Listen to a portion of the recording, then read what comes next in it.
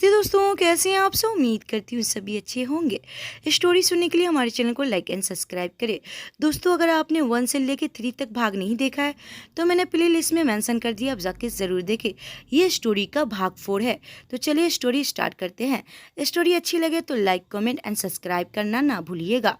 अभी तक आप लोगों ने देखा कि यश के पापा ने सारी बात मानसी के घर वाले को बता देते हैं। अब आगे सुबह का समय मानसी के घर से काफी तेज तेज आवाज आ रही थी। मिस्टर मेहरा मानसी के पापा अपने हाथ में बहुत सारा सामान जलती हुई आग में डाल रहे थे। साइड में खड़ी मिसेस मेहरा, मानसी की मम्मी, काफी ज्यादा तेज रो रही थी। रोना बंद करो उसके लिए, वो हमारे लिए मर चुकी है। मिस्टर मेहरा ने गुस्से से कहा, लेकिन वो है तो हमारी बेटी ना, आप उसका सामान ऐसे कैसे बाहर फेंक सकते हैं। मिसेस मेहरा बोली, हमारी बेटी होती तो हमारे बारे में सोचती, हमारी इज्जत के बारे में सोचती, इस कदर किसी लड़के के साथ भागकर हमारा नाम बदनाम नहीं करती। मिस्टर मेहरा बोले, मानसी का भाई युब अभी अभी स्कूल से आया था। उसने जब अपनी बहन के जलते हुए सामान को देखा तो उसने चिल्लाते हुए कहा, पापा आप ये क्या कर रहे हैं, आप दीदी का सामान इस कदर क्यों फेंक रहे हैं। युब की आंखों में एकदम से आंसू आ गए थे। तुम दोनों माँ बेटे कान खोल कर सुन लो, आज के बाद इस घर में उस लड़की का नाम नहीं लिया जाएगा। और अगर तुम दोनों में से किसी ने भी उनसे मिलने की कोशिश की तो मैं तुम दोनों से भी अपना रिश्ता तोड़ दूंगा। ये कह के मिस्टर मेहरा अंदर चले गए। मानसी की माँ के आंखों से आंसू रुकने का नाम ही नहीं ले रहे थे। तभी युब ने उसके पास आते हुए कहा, माँ क्या हम आज के बाद दीदी को कभी नहीं देख पाएंगे। उसकी बात सुनकर मिसेस मेहरा और भी ज्यादा रोने लगी, लेकिन उसके मुंह से कुछ नहीं निकला। दूसरी तरफ कुछ आदमियों ने यश को सड़क के किनारे पड़े हुए देखा तो उन्होंने तुरंत एसपी को खबर कर दी। एसपी आशु तुरंत वहां पहुंच गए। जैसे ही उन्होंने यश को देखा तो जल्दी से उसको उठाने की कोशिश करते हुए कहा, यस बेटा तुम्हें क्या हो गया है, उठो। सक्षम के बिला में सुबह के 9 बज चुके थे, लेकिन मानसी अभी तक नहीं जागी थी। सक्षम डाइनिंग टेबल पर बैठा न्यूज़पेपर पढ़ रहा था। सक्षम बाबा आपका नाश्ता। देवकी जी ने सक्षम के लिए नाश्ता लगाकर कहा। सक्षम ने एक नजर नाश्ते की तरफ देखा। तभी देवकी जी ने थोड़ा डरती हुई पूछा, सक्षम बाबा वो मानसी नहीं उठी है अभी तक, जब उठना होगा तब उठ जाएगी। सक्षम ने न्यूज़पेपर साइड में रखते हुए कहा। उसके बाद सक्षम नाश्ता करके ऑफिस के लिए निकल गया।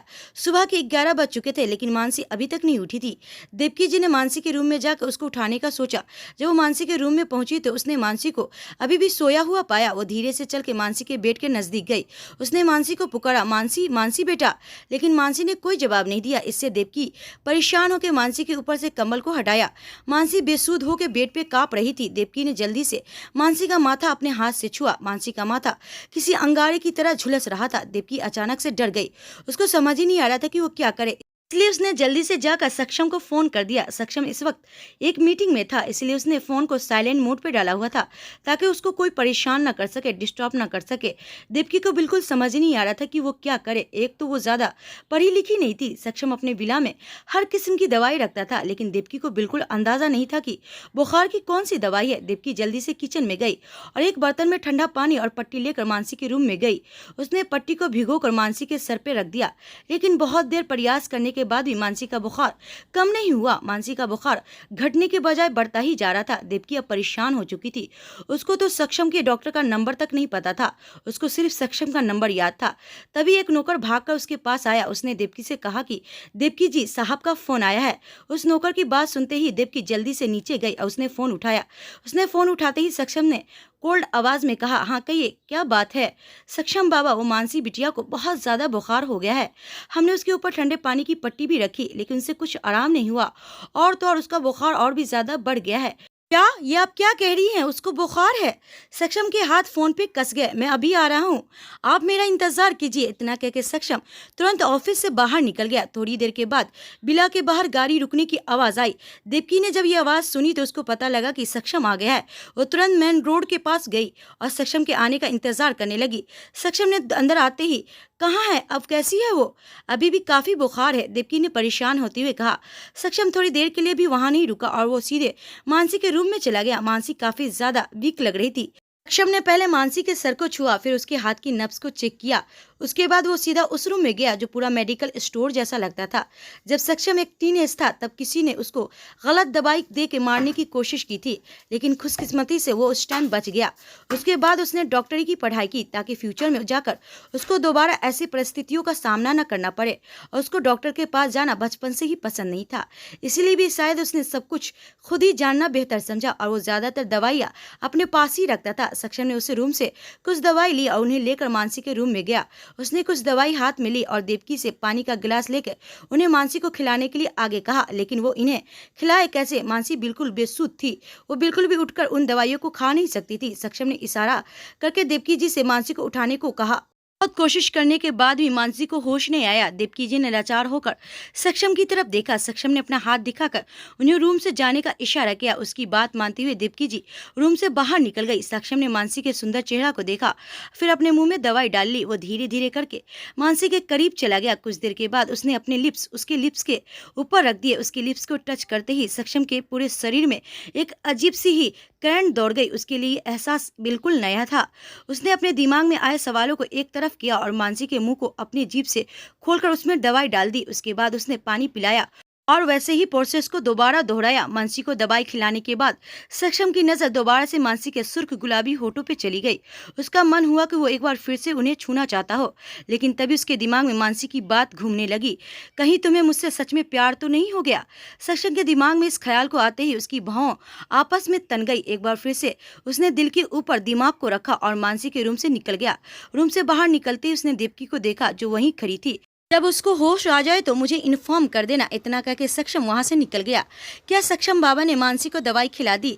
देवकी ने मन ही मन सोचा और फिर वो मानसी के रूम में चली गई।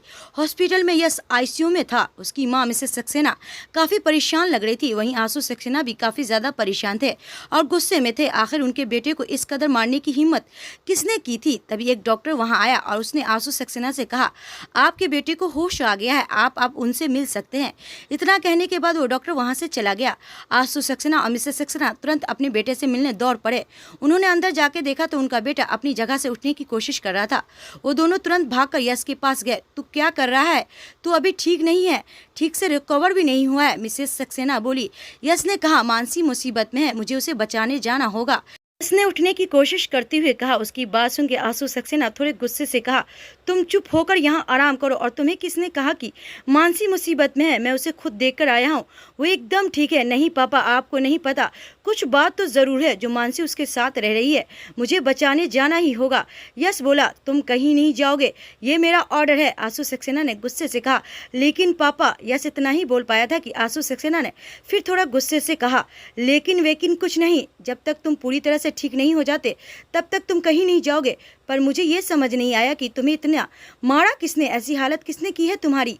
यश ने अपने पापा की बात सुनकर चुप हो गया। उसको पता था कि अगर वो सच बताएगा तो वो बहुत ज़्यादा गुस्सा करेंगे, इसलिए यश ने कहा, मुझे नहीं पता, जब मैं रात को जा रहा था तो किसी ने हमला कर दिया।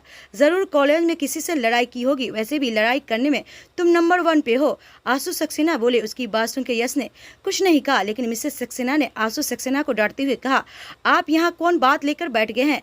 एक तो हमारे बेटे को इतनी चोट लगी है और ऊपर से आप उसको डांट रहे हैं। ये कहते हुए मिसेस सक्सेना ने यश को गले से लगा लिया। तभी दरवाजे से यश के कुछ दोस्त अंदर आए। ये देख के आंसू सक्सेना और मिसेस सक्सेना बाहर चली गई ताकि यश के दोस्त उससे अच्छे से मिल सके। और वहीं सक्षम के विला में मानसी की आंखें धीरे धीरे खुलने लगी थी। देवकी वहीं उसके पास बैठी थी। जब उन्होंने मानसी को आंखें खोलते हुए देखा तो वो खुश हो गई। मानसी की नज़र जब उन पे गई तो वो उठने लगी। अरे आराम से, तुम्हारी तबीयत वैसे भी ठीक नहीं है। ये कहते हुए देवकी ने मानसी को उठने में मदद की। मानसी का सर अभी भी भारी हो रहा था। उसने अपना सर पकड़ते हुए कहा, मेरा सर बहुत दर्द कर रहा है, तुम्हें बहुत तेज बुखार था, सक्षम बाबा ने तुम्हें दवाई खिलाई। देवकी ने कहा। मानसी को सक्षम के बारे में जानकर कोई खुशी नहीं हुई। उससे पहले भी वो नफरत करती थी और अब भी वो नफरत ही करती थी। देवकी ने मानसी के सर पर हाथ फेरते हुए कहा, तुमने कल से कुछ नहीं खाया है, भूख लगी होगी ना, मैं तुम्हारे लिए खाना लेकर आती हूँ। इतना कह के देवकी वहाँ से जाने लगी। तभी मानसी ने कहा, मुझे कुछ नहीं खाना, मुझे भूख नहीं है। देवकी ने मानसी की बात सुनकर मुस्कुराई और वहाँ से चली गई। मानसी ने अपनी आंखें बंद कर ली। आंख बंद करते ही उसके दिमाग में यश का चेहरा आ रहा था। उसने अचानक से आंख खोलते हुए कहा, सक्षम ओबरॉय, तुमने ये ठीक नहीं किया, इसका हिसाब तो तुम्हें चुकाना ही होगा। उधर देवकी जी ने नीचे जाते ही एक नौकर को मानसी का खाना लगाने के लिए कह दिया। उसके बाद वो सीधा सक्षम के रूम की तरफ गई। उन्होंने बाहर से नॉक करते हुए कहा, सक्षम बाबा, हम हैं। हाँ बोलिए। सक्षम की कोल्ड आवाज अंदर से आई। वो मानसी बिटिया को होश आ गया है, देवकी जी ने बोला। उसके बोलते ही सक्षम ने अंदर से दरवाजा खोल दिया और कहा, आप पहले उन्हें खाना खिला दीजिए, मैं उनसे बाद में मिल लूंगा। नहीं तो पता चला कि मुझे देखते ही वो अपनी भूख भूल गई और खाने लग पड़ेगी मुझे। सक्षम के मुंह से ऐसी बात सुनकर देवकी मुस्कुराई और सक्षम को ठीक है बोलकर वहां से निकल गई। जब वो खाना लेकर मानसी के रूम में पहुंची तो मानसी आंखें बंद करके बैठी हुई थी। उसने अपना सर बेड के ऊपर टिकाया था। किसी की आने की आहट सुनकर मानसी अचानक से अपनी आंखें खोलकर सामने देखा तो सामने देवकी हाथ में खाने की प्लेट लेकर खड़ी थी। मैंने कहा था कि मुझे भूख नहीं है, फिर आप क्यों लेकर आई हैं खाना? मानसी ने मुंह फेरते हुए कहा। गुस्सा कभी भी खाने के ऊपर नहीं निकालते, क्योंकि ये खुशकिस्मत लोगों को ही नसीब होता है। कई लोग इसे न मिलने की वजह से भूखे मर जाते हैं, इसलिए हमें भी कभी इस खाने का ना आदर नहीं करना चाहिए, देवकी जी ने मानसी को समझाते हुए कहा। मानसी ने पलटकर देवकी को देखा जो उसके ही पास बेड पे बैठी गई थी। पता नहीं क्यों देवकी को देख के मानसी को अपनी माँ की याद आ गई, क्योंकि शायद मानसी की माँ भी मानसी को गुस्से होने पर खाना न खाने के कारण उसको यही कहती जो अभी अभी देवकी ने कहा था।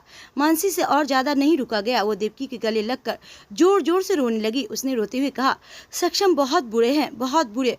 वो बूढ़े नहीं हैं, बस अकेले हैं और इसी अकेलेपन ने उन्हें ऐसा कठोर और निर्दय बना दिया है, देवकी ने कहा।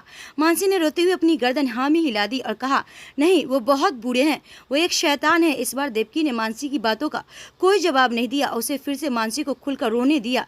कुछ देर रोने के बाद मानसी का मन काफी हल्का हो गया। उसके बाद देवकी ने अपने हाथों से मानसी को खाना खिलाया। खाना खिलाने के बाद देवकी ने मानसी को नहाने का बोलकर चली गई। मानसी को कुछ भी करने का बिल्कुल मन नहीं कर रहा था, लेकिन वो इस तरह से भी नहीं रह सकती थी। अब उसको खुद ही कुछ करना होगा, यहाँ से निकलना होगा। ये सोचते हुए वॉशरूम की तरफ बढ़ गई।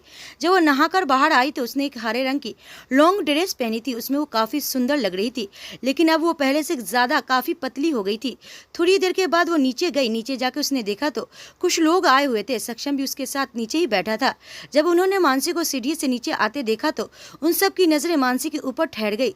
सक्षम ने जब देखा कि उसके दोस्तों का ध्यान कहीं और है तो उसने भी अपनी गर्दन घुमाकर उसकी तरफ देखा। उसके पीछे मुड़ते ही सक्षम और मानसी की नजर आपस में मिल गई। मानसी के चेहरे पे सक्षम के लिए नफरत थी और वहीं सक्षम के चेहरे पे कोई भाव नहीं थे। सक्षम ने फिर से अपने दोस्तों की तरफ देखा। उनके चेहरे पे हैरानी साफ साफ दिखाई दे रही थी। वो सब सक्षम को ही सोहलियों नजरों से देख रहे थे। सक्षम की नजरें बस मानसी के ऊपर थी। तभी सक्षम के एक दोस्त ने सक्षम से पूछा, सक्षम तुम्हारे घर में इतनी सुंदर लड़की कौन है? सक्षम की नजरें बस मानसी के ऊपर थी। उसने अपने दोस्तों की बातों का कोई जवाब नहीं दिया। तभी दरवाजे से किसी की आवाज आई, भाई मैं आ गया। सक्षम के चाचा का बेटा बौद्धिक ओबरॉय था। वो अपने दोस्त के साथ यहाँ आया था। अब मिलकर 5 लोग हो गए थे। 2 सक्षम के दोस्त शुभम और तन्वय और बौद्धिक और उसका दोस्त श्लोक राय और एक खुद सक्षम। बौद्धिक अपने दोस्त के साथ आकर सोफे पे बैठ गया। शुभम और तन्वय की नजर अभी भी मानसी के ऊपर थी। जब वो नीचे आई तो मानसी अभी देवकी जी के साथ उनके काम में हेल्प कर रही थी। सक्षम ने शुभम और तन्वय को मानसी को घूरते हुए देखा तो उसको बहुत गुस्सा आया। उसने गुस्से से कहा, तुम दोनों कहाँ देख रहे हो? तभी देवकी जी की आवाज आई, सक्षम बाबा खाना तैयार है। देवकी की बात सुनकर सक्षम और उसके दोस्त डाइनिंग टेबल पे गए। जब वहां गए तो मानसी किचन में चली गई। देवकी ने उन सब के लिए खाने के प्लेट लगाए। उस सब के लिए खाना लगाकर देखा तो एक प्लेट कम पड़ रहा था। आसपास कोई नौकर नहीं था, इसलिए उन्हें मानसी को आवाज लगाकर उसे एक प्लेट मंगवाई। जब मानसी प्लेट लेकर बाहर आई तो बौद्धिक उसे देखकर हैरान था। उसको यकीन ही नहीं हो रहा था कि वो अपने भाई के घर में एक लड़की को देख रहा है, वो भी इतनी खूबसूरत। उसने कंफ्यूजन के साथ कहा, भाई ये कौन है? सक्षम ने बौद्धिक की बात सुनकर एक नजर मानसी की ओर देखा। मानसी उसको पूरी तरह से इग्नोर कर रही थी, यहाँ तक कि उसने एक बार भी सक्षम की तरफ नहीं देखा था, जिससे सक्षम को गुस्सा आ गया। उसने गुस्से से कहा, ये मेरी नौकर है और कुछ नहीं, तुम सब अपने काम पे ध्यान दो, फालतू की चीजों पे नहीं। ये कहकर सक्षम ने गुस्से से मानसी को देखा। देवकी सक्षम की बात सुनकर हैरान थी। उन्होंने मन में कहा, ये सक्षम बाबा सच में बहुत खराब है। मानसी ने फिर भी कुछ रिएक्ट नहीं किया और ना ही उसने सक्षम को एक नजर देखा। उसने देवकी को प्लेट दी और कुछ बिना बोले किचन में चली गई। सक्षम अपने लिए उसकी आंखों में नफरत साफ साफ देख सकता था, लेकिन उससे उसे कुछ फर्क नहीं पड़ रहा था। बौद्धिक, शुभम और तन्वय तीनों इस बात को अच्छे से जानते थे कि सक्षम कभी भी किसी लड़की को ऐसे ही अपने घर में नहीं रखेगा। उसको शक हो चुका था कि सक्षम शायद इस लड़की को पसंद करता है, लेकिन वो चाहकर भी ये कभी एक्सेप्ट नहीं करेगा।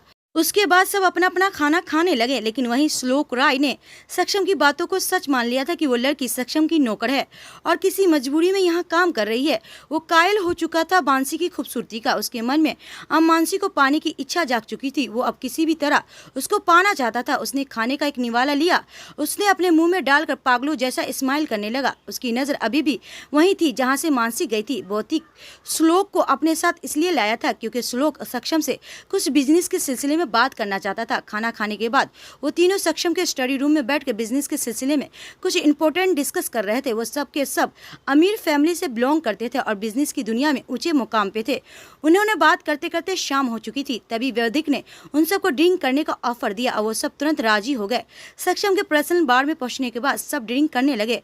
रात तक उन्होंने काफी ड्रिंक कर ली थी। उनमें से कोई भी घर जाने के लायक नहीं बचा था। उनमें से बस सक्षम ने लिमिट की ड्रिंक की थी। से तो वो उन्हें अपने विला में रखना नहीं चाहता था, लेकिन बौद्धिक के जिद करने पे वो इसके लिए राजी हो गया। उसके बाद वो उन्हें बार में ही छोड़कर अपने रूम में चला गया। रूम में जाने से पहले सक्षम एक बार मानसी को देखने के लिए उसके रूम में गया। उसके रूम की लाइट बंद थी। सक्षम ने पहले लाइट जलाई, उसके बाद उसने मानसी को देखा। मानसी किसी छोटे बच्चे की तरह बेड पे सो रही थी, बिल्कुल सिमट कर। उसका कम्बल मानसी के शरीर से नीचे आ चुका था, जिससे उसे ठंड लग रही थी। सक्षम ने पहले ध्यान से मानसी का चेहरा देखा, उसके बाद उसे ठीक से कम्बल कवर कर दिया। लाइट बंद करके सक्षम वहां से निकल गया। इन सब के बीच श्लोक की आंखों में बिल्कुल नींद नहीं थी। वो सबके सोने का इंतजार कर रहा था ताकि वो मानसी के रूम में जा सके और उसके साथ रात गुजार सके। ये बात सोचकर ही एक्साइटेड हो गया था कि वो मानसी के साथ कुछ करेगा। उसके दिमाग और दिल में मानसी का चेहरा बस चुका था। वो मानसी को किसी भी कीमत पे हासिल करना चाहता था। उसने ध्यान से देखा तो तन्वय, अबोधिक, शुभम तीनों सोफे पे नशे में बेसुध होकर सो रहे थे। वहीं सक्षम भी अपने रूम में जा चुका था। इससे अच्छा मौका अब श्लोक को दिखाई नहीं दिया। वो मानसी को ढूंढने चल पड़ा। उसने सोचा कि मानसी वहां सोती होगी जहां देवकी सोती है। देवकी आज कुछ दिनों की छुट्टी लेकर अपने घर चली गई थी, इसलिए श्लोक को अब किसी चीज का डर नहीं था। उसने उस पूरे विला को एक बार ठीक से देखा। वो बहुत बड़ा था। उसको नहीं पता था कि देवकी का रूम कौन सा है, इसीलिए वो उस साइड गया जहाँ पर आज उसने नौकर को जाते हुए देखा था। वो भी उसी तरफ गया। तभी एक नौकर से टकरा गया। उस नौकर ने थोड़ा घबराते हुए कहा, माफ कीजिएगा साहब, आपको कुछ चाहिए क्या? श्लोक ने कुछ सोचा और कहा, एक गिलास पानी। वो नौकर तुरंत पानी लेकर आया और श्लोक को पकड़ा दिया। और कुछ चाहिए आपको? वो नौकर दोबारा से पूछा। नहीं नहीं, तुम बैठो, श्लोक ने उस नौकर को कहा। वो नौकर झिझकते हुए श्लोक के पास बैठ गया। वैसे वो नौकर की हिम्मत नहीं हो रही थी कि वो वहां बैठे, लेकिन श्लोक की बात को वो टाल भी नहीं सकता था। वो डरकर वहीं जमीन पर बैठ गया जहाँ श्लोक सोफे पर बैठा था। श्लोक ने सीधे सीधे उससे मानसी के बारे में नहीं पूछ सकता था, इसलिए उसने बात को घुमा फिरा कर उससे पूछा, तुम अभी तक सोए नहीं? नहीं साहब, मैं सो गया था, पर प्यास लगी तो इसलिए पानी पीने आया था, नौकर ने जवाब दिया। अच्छा, तो तुम्हारा कमरा यहीं साइड में है? श्लोक ने कहा। साहब, सब नौकर यहीं सोते हैं, लेकिन यहाँ ज्यादा औरतें काम नहीं करने के लिए आती। फिर से पूछा श्लोक ने। औरत में बस देवकी जी है, उन्हीं के हाथ का साहब को खाना पसंद आता है, नौकर ने जवाब दिया। अच्छा, तो वो लड़की वो क्या करती है? वो भी तो नौकर ही है ना?